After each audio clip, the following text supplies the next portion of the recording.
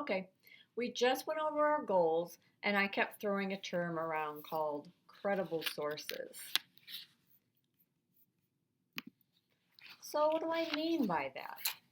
Credible sources are ones that you can trust to be accurate.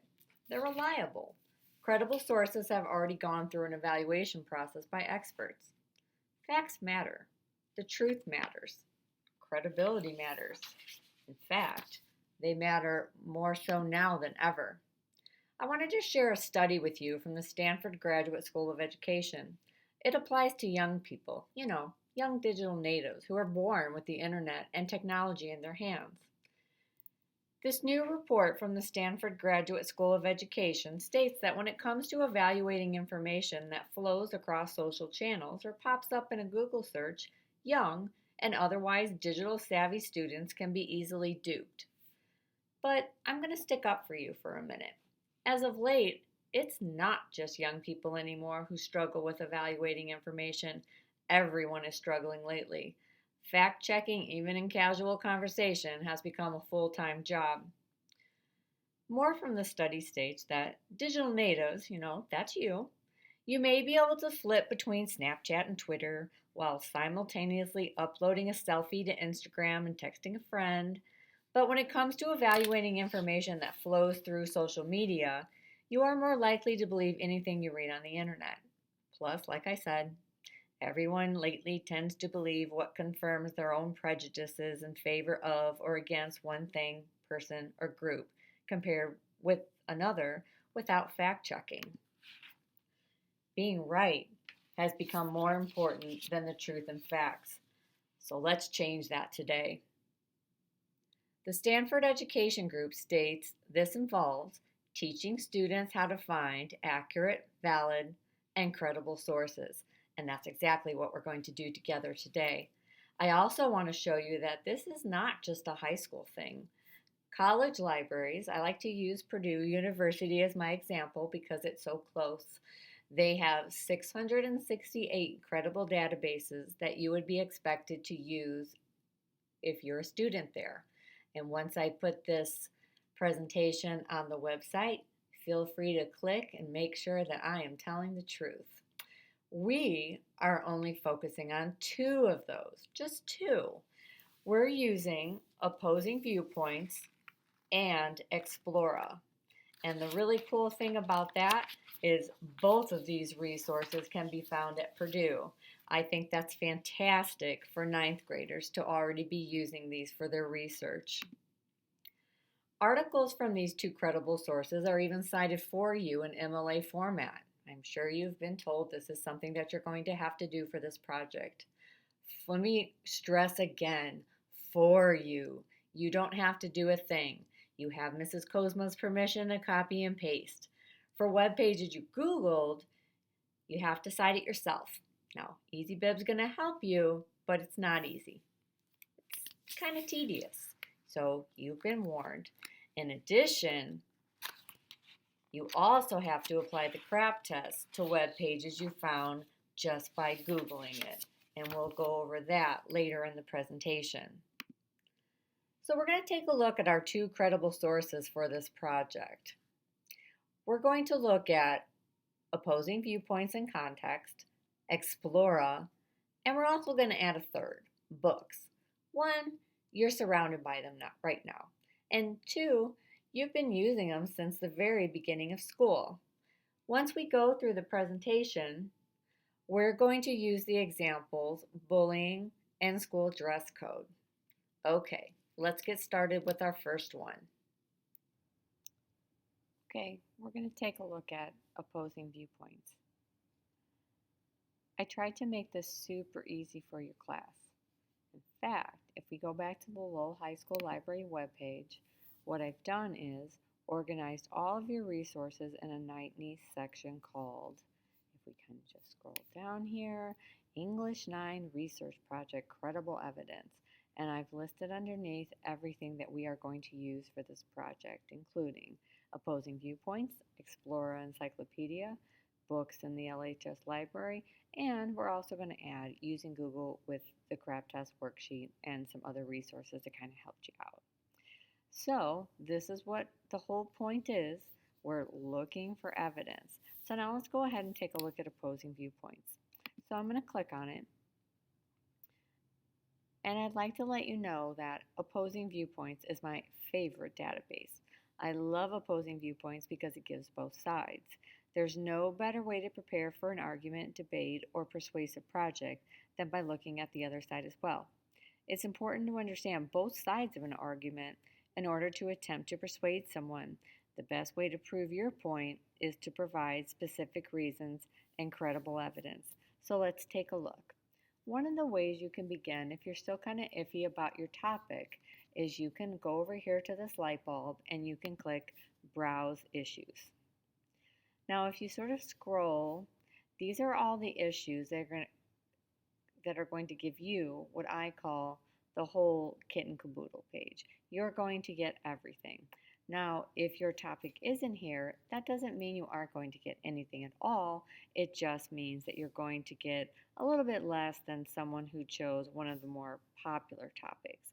Something else that I want to point out is if you go up here to where it signs in with Google, there are all sorts of neat tricks you can do with this database.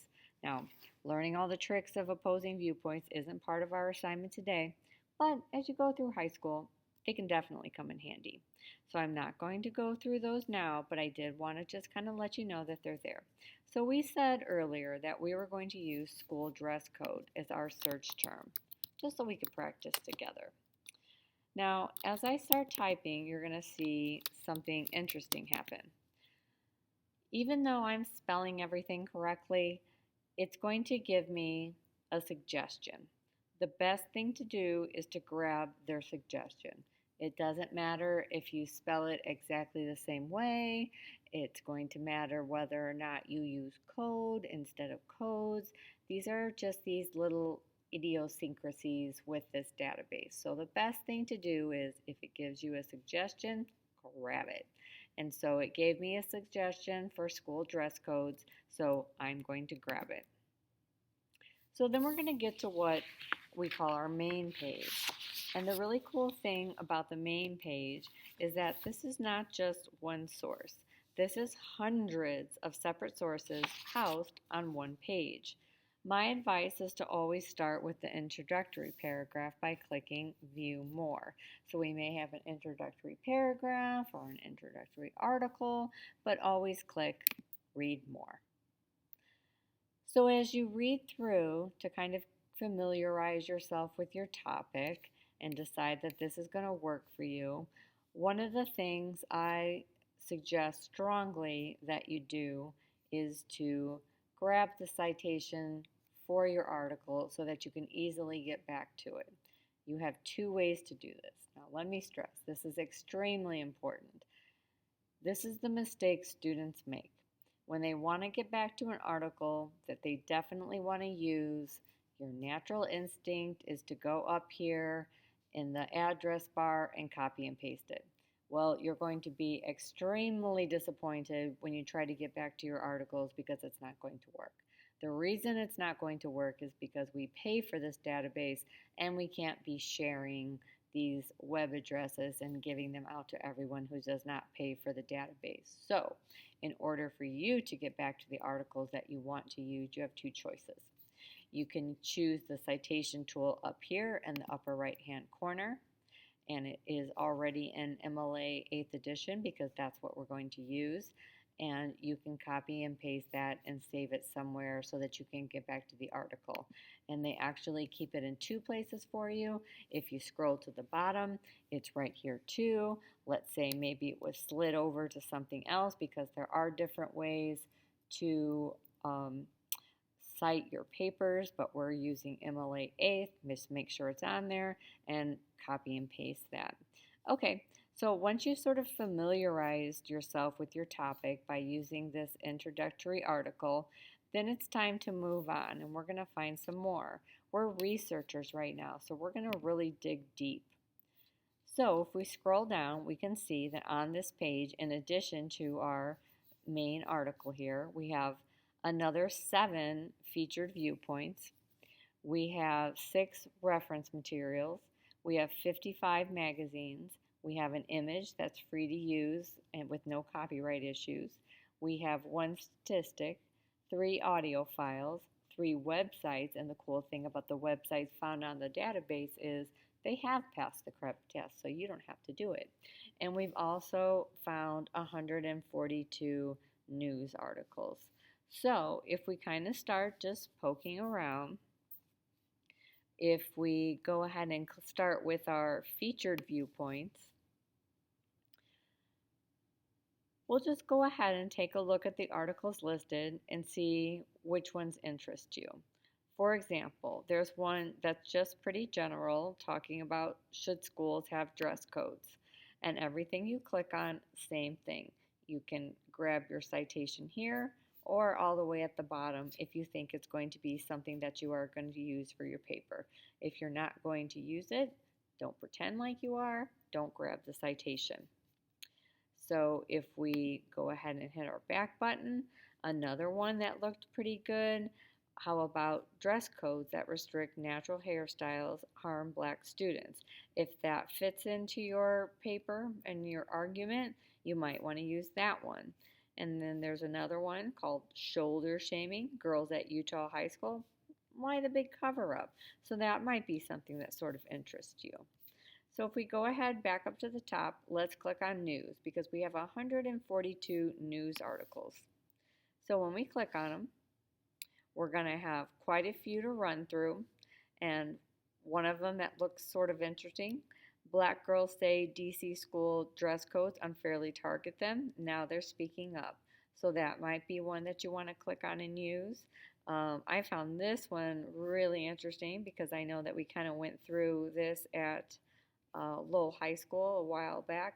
Leggings, too distracting. A mom takes on sexist school dress code. So that might be something that you wanted to add. So let's just kind of recap. We also have reference, magazines, image, statistics, audio, websites. Use them all. And once again, those websites, just because they're here, have passed the CRAP test, so those are free game.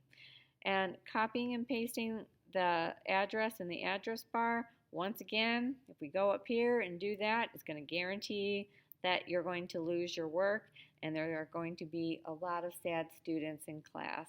I see it every year, no matter how many times I stress it. So something else I want to stress that's very important. You are actually finding information in these articles.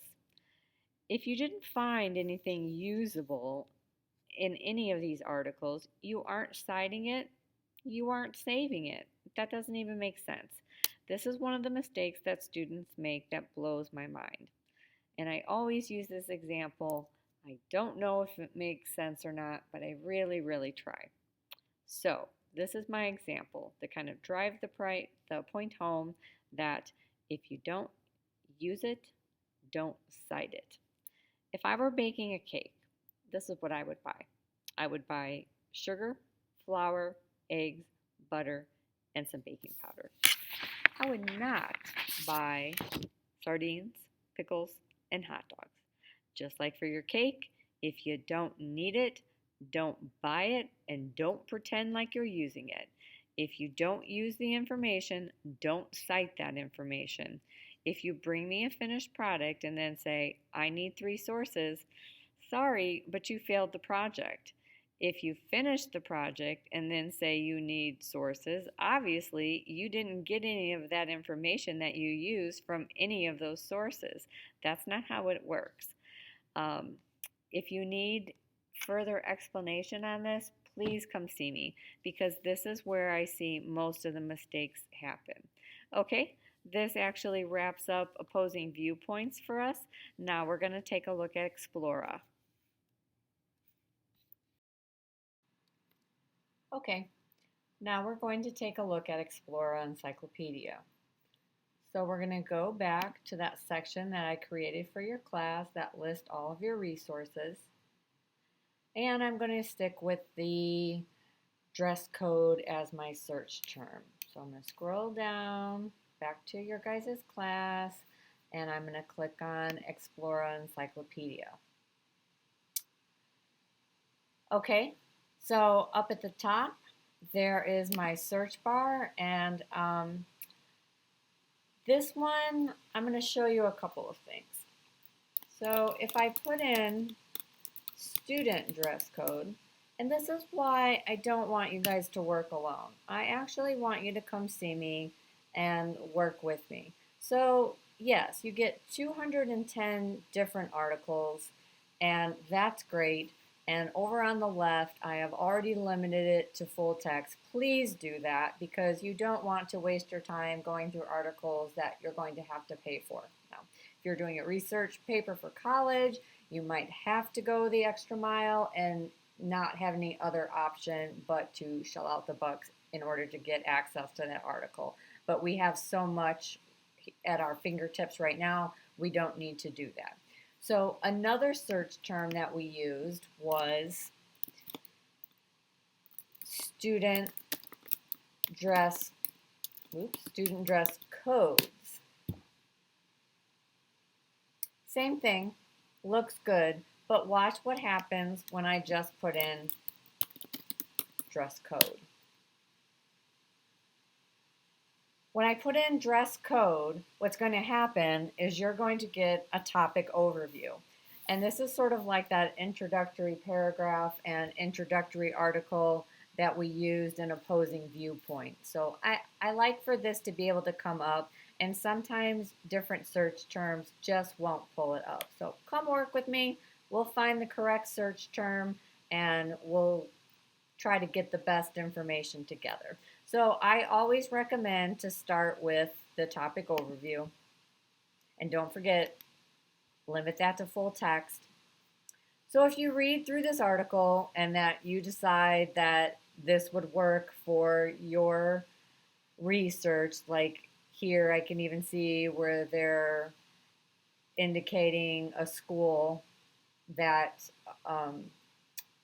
also had issues with dress code, so this one would probably be appropriate.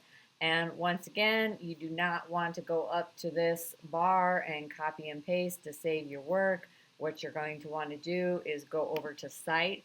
And one of the things that you're going to learn from using Explora is that there are so many formats used to cite professional papers, not just MLA. So we have tons of formats here, but we are using MLA. So you're going to scroll down till you find MLA, copy and paste that, and then when you need to get back to the article, you can use the author and the title of the article and any other information that you might need to make sure that you don't lose it. So one of the things I really want you to remember is don't be lazy. So if we go ahead and we hit our back button, in addition to that research starter, we had 1,357 articles. So once again, don't just look at the first few and stop. You are a researcher for this project. You are on a mission to find evidence and proof. Dig deep. That's your job. And come see me. I'll help. This is my thing. This is what I like to do. So you aren't bothering me. This is my favorite time of year. Now we're going to take a look at books. And I'd like to say that actually your class, this incoming freshman class, you guys are actually better at using the library's catalog than any other class that has ever come through Lowell High School. And just because of the way we had to do things differently this year, it was kind of an unseen benefit. So you guys should give yourselves a little pat on the back. You actually have finding books in the library down. So I'm not going to spend too much time on this with you guys because you don't really need it. If we scroll down, I actually did add books under here just to kind of keep everything nice and neat. But you guys already know, don't use the catalog up here unless you're just using it kind of casually. If you want to put something on hold, you do want to search here or use the link that I put under there for your class, because if you want to put something on hold, you have to be able to log in, and in order to log in, you need to open it up in a whole new window. So here we are. For this one, I wanted to use bullying.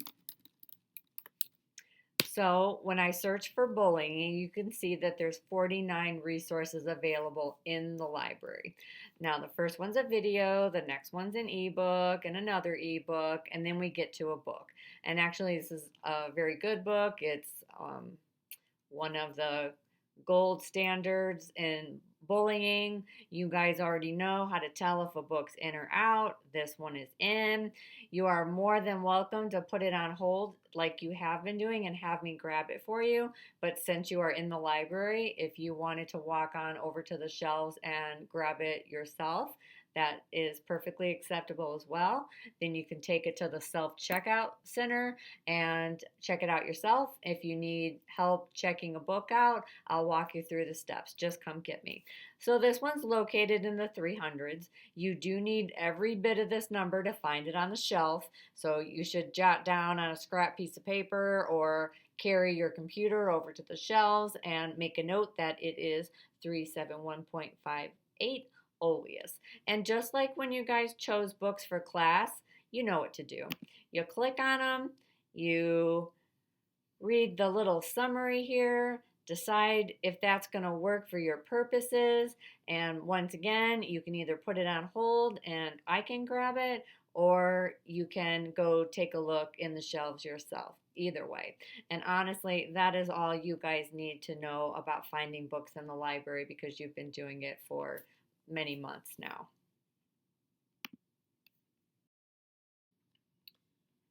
Okay, finally, we need to talk about what happens when we just do a random Google search to find an article. When you do a random Google search, you have to use a web page evaluation tool such as the CRAP test. Well, what's the CRAP test? The CRAP test decides whether a web page is crap or not. How perfect is that? It actually does exactly what it says. The CRAP test stands for currency, relevance, authority, accuracy, and purpose. Let me stress, if you use Google, you use the CRAP test, and you're going to use this CRAP test worksheet. So what you're going to do, because there are no exceptions, if you Google an article, you're going to grab the CRAP test worksheet that will walk you through evaluating currency, relevance, authority, accuracy, and purpose. And here's how it works. For each section, you're going to give, for example, currency. You would give it a score between 1 and 10. For relevance, same thing. Score it between 1 and 10. Authority, same thing. 1 and 10, and so forth. So let's take a look at currency and we'll kind of go through this one together. Currency is the timeliness of the information. Like, when was the information published or posted? If you look at it and it was posted in the 90s when the internet was invented, probably not so great. If it was in the last couple of years, I would give it a decent score. Has the information been revised or updated? Something else you need to look at. Is the information current or out of date for your topic? So you need to figure that in as well. And finally, are the links functional? So if you keep clicking around on the web page just to find one dead link after another, that means that they really don't keep up with their web page, and that wouldn't be a good score at all. So you're going to take all of those things into consideration that were listed under currency and decide if it deserves a score of 1, unreliable, all the way up to 10, meaning excellent. Is it just okay? Maybe you'll give it a 5. And then you're going to do the same thing with relevance, meaning the importance of the information for your needs. So you'll take a look at everything listed underneath, give it an evaluation, and score it. Authority, meaning the source or the author of the information. Accuracy, the reliability, truthfulness, and correctness of the content. One of the things to really look out for in this one is spelling, grammar, and typographical errors. If it's chock full of errors, I wouldn't trust it. And lastly, purpose, the reason this information exists. So once you have a score in each box, so maybe we have a 10 here and a 5 here and a 3 here and so forth, you're going to add them all up to get your total. Then you're going to look in this box to decide how well your page did. If it scored between a 45 and a 50, use it. It's excellent. If it scored between a 40 and a 44, good. I'd still use it. If it was a 35 to a 39 and it's just average, it depends. Have you really been struggling to find information? Then maybe could you find something better? Maybe dig a little deeper. For that one, you might want to check with me or one of your teachers, and we can help you decide. If it's 30 to 34, then it's just borderline acceptable. Again, I would check with me or one of your teachers, and we can make that decision together. If it's below 30, there's just no alternative. You have to just toss it and start over and find a new article. So definitely below 30, not going to work. So once again, when you do a random Google search, you're going to use the CRAP test worksheet for every single article that you Google. So my advice to you as we wrap this up, question everything. Apply the CRAP test to everything you find on the internet. It's unfortunate now, but there are actually people who get paid to fool you and write articles that aren't true. I mean, that's their actual job. We're kind of living in a pretty weird time right now. So definitely, if you see it on the internet, just be a little skeptical. Check it, fact check it. That's kind of what we're all doing now in this day and age.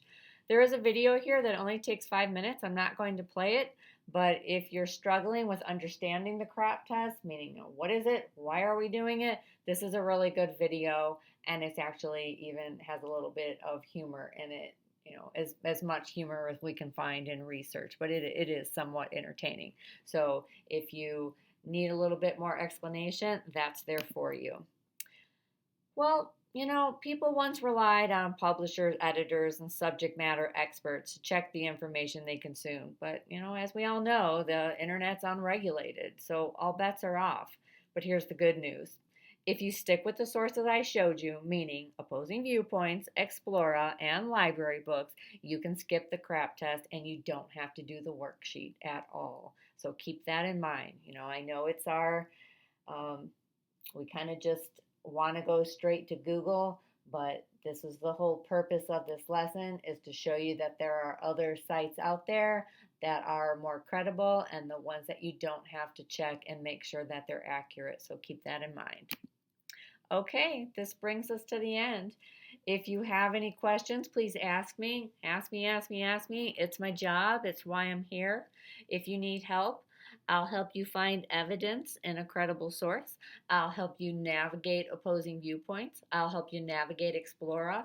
I'll help you decide if a source is credible or crap, so we can go through that CRAP test worksheet together. And when we get to this point, I will even help you cite your sources in MLA format. We used to have a little bit more freedom during advisory, and you guys used to be able to come see me during advisory. I'm not sure how we're going to work that this year since things are a lot more strict than they used to be. But I will say that you guys have gotten really good about emailing me, and in fact, I even complimented your teachers. Your emails are very professional and nice, and I did not know that that is something that you guys actually learn in class, but I'm very impressed by the emails that you send to me. So that brings us to the end. Happy researching.